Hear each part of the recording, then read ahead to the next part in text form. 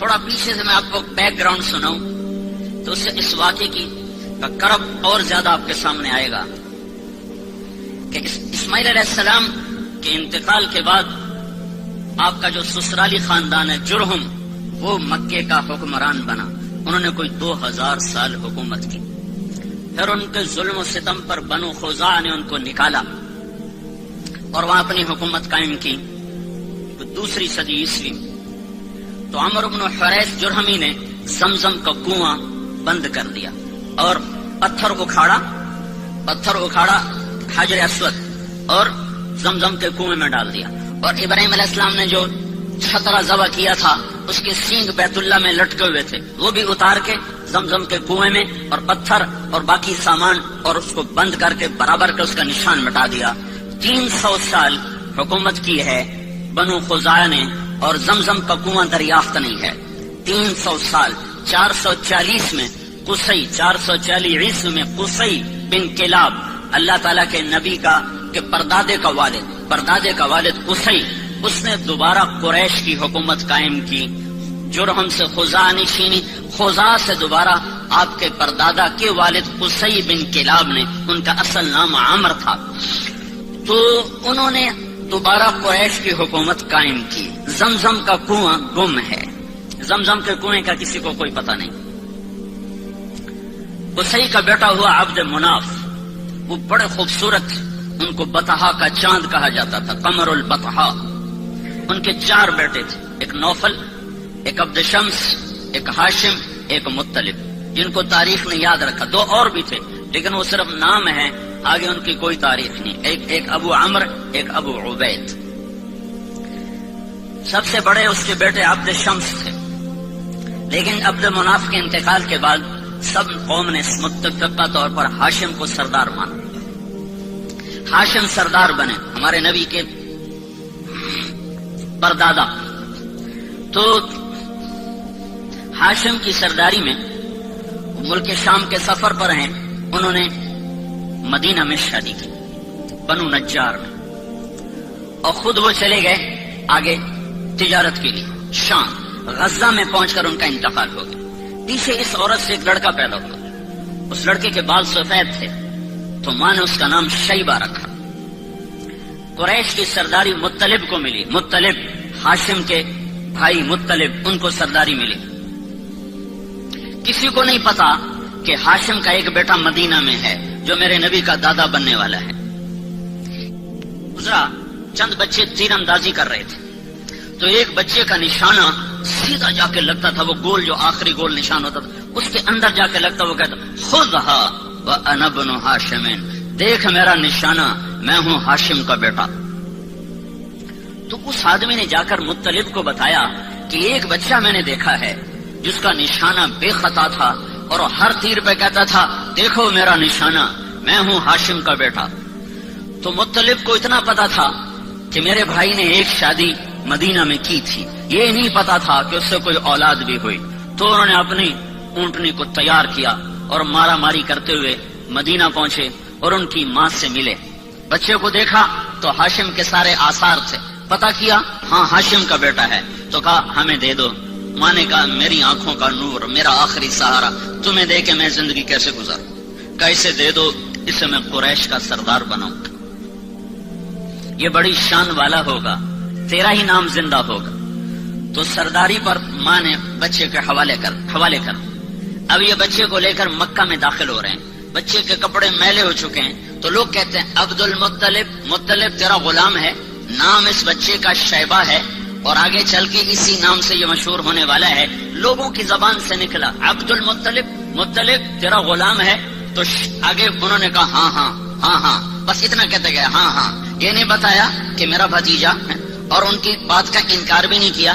پھر ان کو گھر لے گئے، ان کو نہلا کر دھلا کر اچھے کپڑے پہنا کر پھر دارالندوہ میں لائے، جہاں یہ شرط تھی کہ اس میٹنگ میں صرف 40 سال کی عمر کو ٹچ کرنے والا اس میں داخل ہو سکتا تھا، اس سے نیچے والا اس مجلس میں بیٹھ نہیں سکتا تھا. تو اپنے بھتیجے کو لائے، کہا ابن ہاشم، یہ ہے ہاشم کا بیٹا.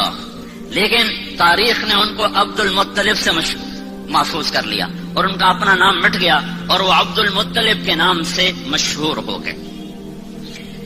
مطلب کی وفات کے بعد سرداری عبد المطلب کو ملتی ہے تو یہ خواب دیکھتے ہیں کہ برکت والا پانی تلاش کرو، برکت والا پانی نکالو. پھر دوسرے دن خواب دیکھتے ہیں برکت والا پانی نکالو. پھر تیسرے دن خواب دیکھتے ہیں برکت والا پانی نکالو. تو تیسرے دن یہ کہتے ہیں وہ پانی کدھر ہے، وہ پانی کہاں ہے؟ تو آواز آتی ہے کل تم حرم میں بیٹھنا، ایک کوا آئے گا، جہاں وہ 3 دفعہ ٹھونگ مارے وہاں وہ پانی ہوگا.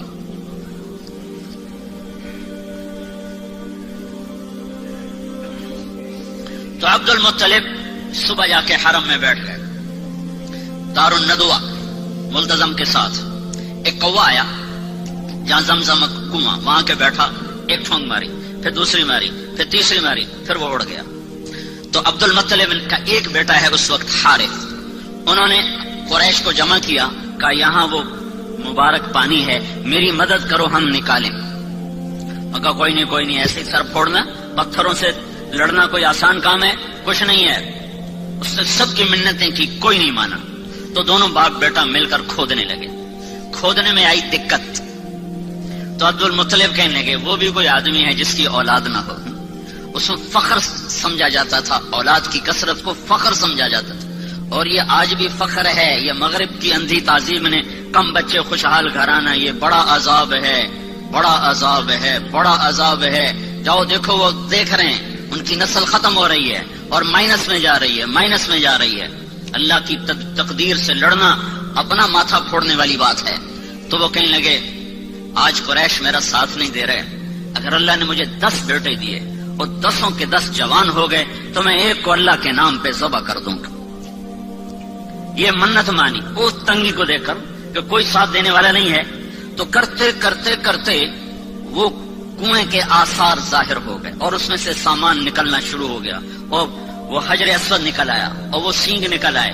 تو سارے قریش آ گئے، عبد المطلب ہمیں کنویں میں حصے دار بناؤ. سب دفع ہو جاؤ، کسی کا کوئی حصہ نہیں، اب یہ صرف میرا ہے اور میری اولاد کا ہے.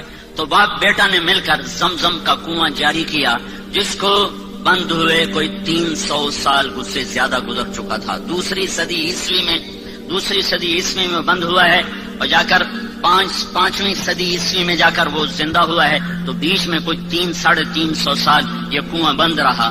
تو عبد المطلب کو اپنی منت یاد تھی، اللہ نے اسے حارث دیا، زرار دیا، عباس دیا، قسم دیا، زبیر دیا، مقوم دیا، عبد العزہ دیا، عبد الدار دیا اور عبداللہ دیا، اور 10 پورے ہو گئے. 10 پورے ہو گئے تو سارے جوان ہو گئے.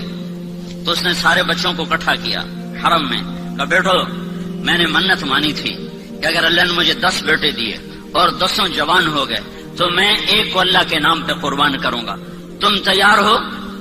تو 10 نے کہا ہم تیار ہیں. پھیر دے چھری، پھیر دے. ہماری اولاد ہماری جائز بات ماننے کو تیار نہیں ہے، اور اس کی اتنی بڑی بات، ہاں تیار ہیں کرو.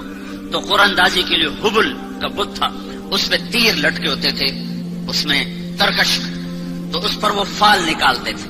تو اس نے 10 بیٹوں کے نام لکھوائے تیروں پر، اور پھر اس کو گھمایا، پھر وہ یوں حرکت دیتے تھے تو اس میں سے ایک تیر باہر نکلتا تھا. تو جو تیر جو نکلا تو اس پہ عبداللہ کا نام تھا، عبداللہ، محمد بن عبداللہ، عبداللہ. اور عبداللہ عبد المطلب کے سب سے محبوب بیٹے تھے، سب سے چہیتے بیٹے تھے، اور سارے مکہ کی وادی میں سب سے حسین نوجوان تھے. ہر عورت تمنا کرتی تھی کہ میرا اس سے نکاح ہو جائے. تو عبداللہ کا نام نکلا. انہوں نے کہا یا ابا تفعل، ابا کر، میں تیار ہوں، میری طرف سے کوئی اعتراض نہیں.